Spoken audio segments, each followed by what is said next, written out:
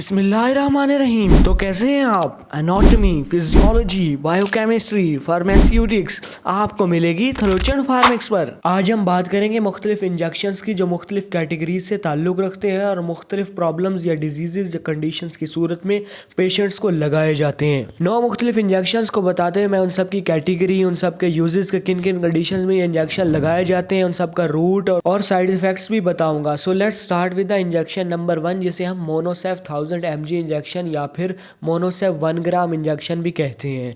ये antibiotic injection है और इसके साल्ट का नाम सेफ्ट्रिएक्सोन है। हमारे जिस्म में होने वाले मुख्तलिफ बैक्टीरियल इन्फेक्शंस की सूरत में इस इंजेक्शन को लगाया जाता है और इसका रूट इंट्रावीनस या फिर इंट्रामस्कुलर भी इसको लगाया जाता है। ये डिपेंड करेगा पेशेंट की कंडीशन पर। मजीद बरा इसके यूजेस की बात की जाए तो it is effective in infections of brain, जिसमें हमारे पास मेनिंजाइटिस आता है, lungs infection for example नमूनिया, air में कोई इन्फेक्शन हो जाता है, हमारे यूरिनरी ट्रैक्ट में कोई इन्फेक्शन हो जाता है, स्किन या सॉफ्ट टिश्यूज़ में कोई इन्फेक्शन हो जाता है, हमारी बोन्स में कोई इन्फेक्शन, हमारे जॉइंट में कोई इन्फेक्शन हो जाता है, ब्लड में कोई बैक्टीरियल इन्फेक्शन हो जाता है, उसके साथ हमारे हार्ट में कोई इन्फेक्शन हो जाता है, या फिर सर्जरी के दौरान भी किसी भी बैक्टीरियल इन्फेक्शन से बचने के लिए हम इस इंजेक्शन को लगाते हैं जिसका नाम है मोनोसेफ 1000 mg इंजेक्शन।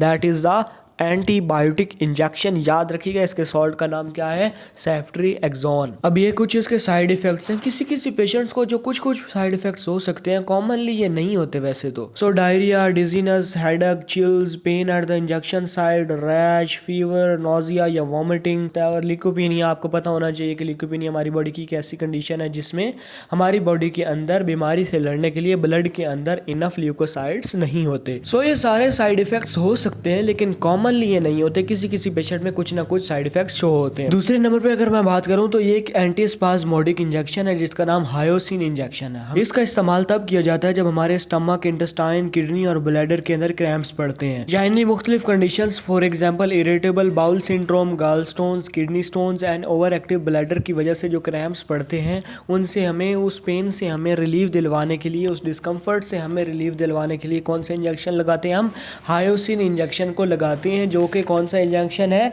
एक एंटीस्पाज्मोडिक इंजेक्शन है जो स्पेशली क्रैम्प्स को ट्रीट करने के लिए लगाया जाता है। हायोसिन इंजेक्शन से कुछ साइड इफेक्ट होने के चांसेस हो सकते हैं जिनमें हमारे पास heart arrhythmia, blurred vision, constipation, difficulty urinating, dizziness, shortness of breath, itching, nausea, drowsiness, irritation of eyelids या विजन चेंजेस जैसे साइड इफेक्ट सामने आ सकते हैं। इस इंजेक्शन के रूट की बात करें तो इसे भी इंट्रावीनसली या फिर इंट्रामस्कुलरली इंजेक्ट करवाया जा सकता है, depend on the condition of the patient. अगर कंडीशन बहुत ज़्यादा सीवियर है तो हम ऑब्वियसली आईवी की तरफ जाएंगे और अगर इतनी ज़्यादा सीवियर नहीं है तो हम इंट्रामस्कुलर भी लगा सकते हैं। हमारी लिस्ट में अगला इंजेक्शन डाइफेनहाइड्रामाइन इंजेक्शन है। ये एक एंटी एलर्जिक या फिर एंटी हिस्टामाइन इंजेक्शन है जो कि यूज़ किया जाता है लाइफ थ्रेटनिंग एलर्जिक रिएक्शंस की वजह से। मजीद बरा इसके यूजेस की बात करूँ तो it is used in seasonal and perennial allergic rhinitis, urticaria and angioedema, Parkinson's disease and drug induced EPS, insomnia, motion sickness की सूरत में इस्तेमाल होता है। इस इंजेक्शन को भी इंटरवीनियसली या फिर इंटरमस्कुलरली ही इंजेक्ट करवाया जा सकता है। बात करते हैं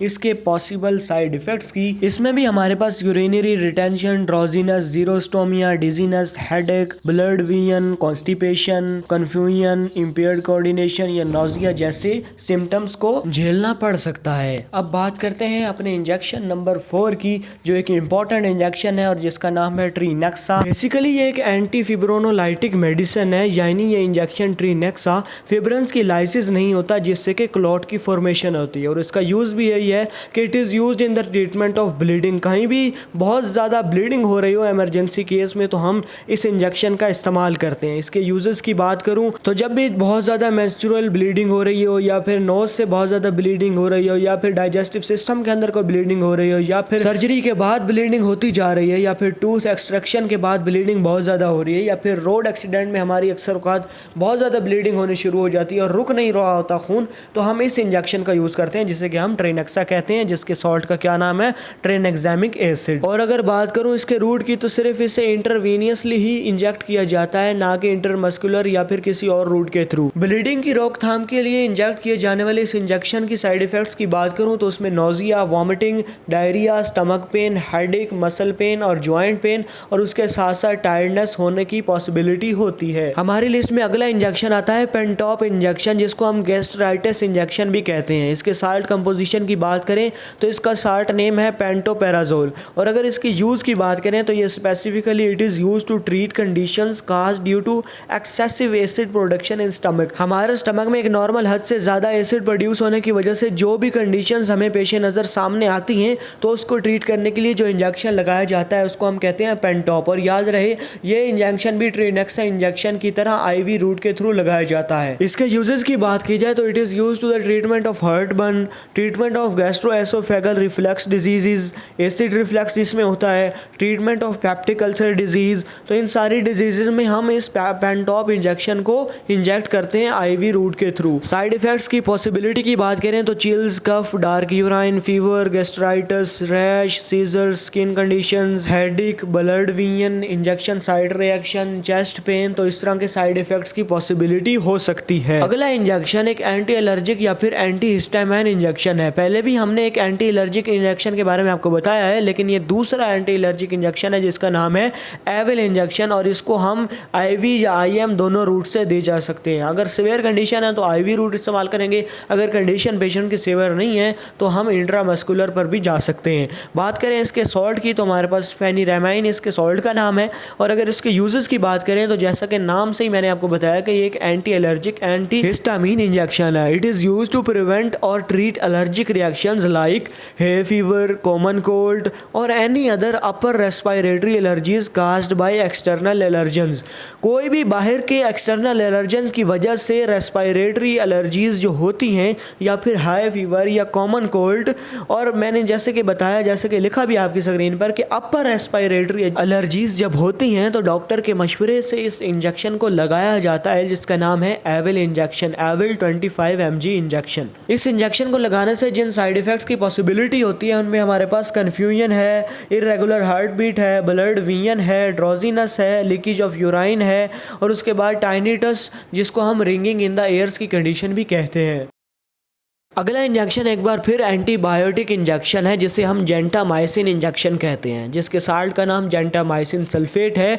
और ये आमतौर पर it is usually used for serious bacterial infections for which other medicines may not work. जिसके लिए दूसरी मेडिसिन इतना ज़्यादा इफेक्टिव काम न करें वहाँ पर इस इंजेक्शन का इस्तेमाल किया जाता है जिसे हम जेंटामाइसिन इंजेक्शन कहते हैं। और अगर बात करें तो ये बैक्टीरियल इन्फेक्शंस के लिए यूज़ होता है, लेकिन दूसरी मेडिसिन वहाँ पर इतने इफेक्टिव नहीं होती। लेकिन अगर इसके साइड इफेक्ट्स की बात करें जो कि पॉसिबिलिटी है, ज़रूरी नहीं हो कि हो, तो dizziness, abdominal pain, back pain, drowsiness, difficulty with swelling भी हो सकती है, आई पेन भी हो सकती है, चेस्ट पेन, एलर्जी और हेडेक की कंडीशन भी आ सकती है।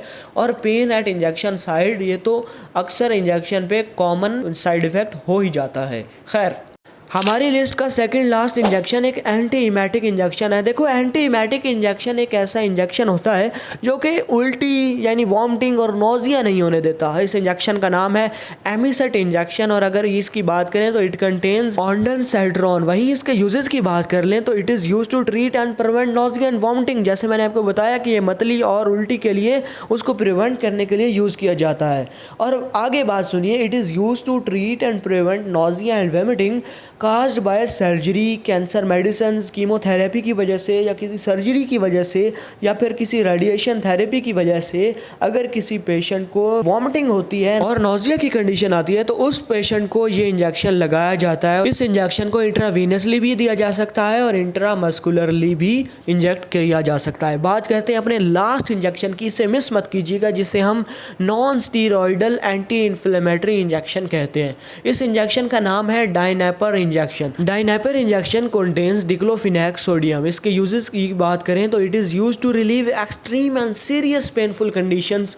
जी हाँ, ये हमें जब एक्सट्रीम और बहुत ज़्यादा पेन होती है ना बॉडी में, तब इस इंजेक्शन को लगाया जाता है। फॉर एग्जांपल कंडीशंस मैं आपको बता देता हूँ। जब किडनी स्टोन्स की वजह से पेन होती है, ऑस्टियोआर्थराइटिस होता है, हमारे पास गोट होता है, एक्सीडेंट्स होते हैं, फ्रैक्चर्स होते हैं जब, या फिर राहियोमायोटिड आर्थराइटिस होता है, तो उस सूरत में जब एक्सट्रीम और सीरियस पेन्स होती हैं तब इस इंजेक्शन को लगाया जाता है, जो कि non steroidal anti inflammatory injection है, जिसे हम डायनेपर इंजेक्शन भी कहते हैं। और इसके रूट की बात की जाए तो इसे इंट्रावीनसली या फिर डेल्टॉइड मसल्स के थ्रू दिया जाता है। साइड इफेक्ट्स में दूसरे इंजेक्शन की तरह इसमें भी नोजिया, डायरिया, इंडाइजेशन या फिर रैशेज या फिर जहाँ पर इंजेक्शन साइट है वहाँ पर रिएक्शंस की पॉसिबिलिटी हो सकती है। तो ये थे आज के हमारे 9 इंजेक्शंस